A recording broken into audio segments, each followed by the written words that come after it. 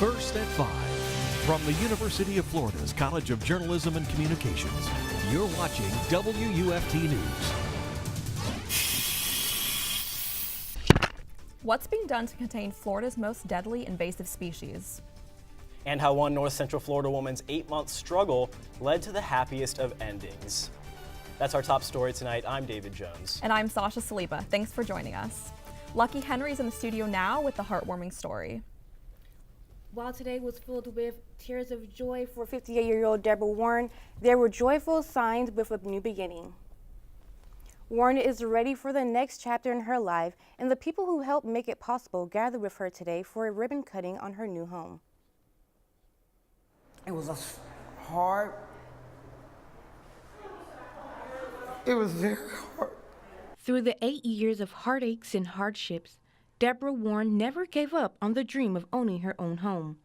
After inheriting a little place off Waldo Road, she had to fight foreclosure, only to realize it was in too bad of a shape to fix. Let it go, and that was the hardest part, letting go, because it was so many memories there. Memories of the family she lost during the fight for the home. My husband passed away first. Then my mother-in-law died 10 months later.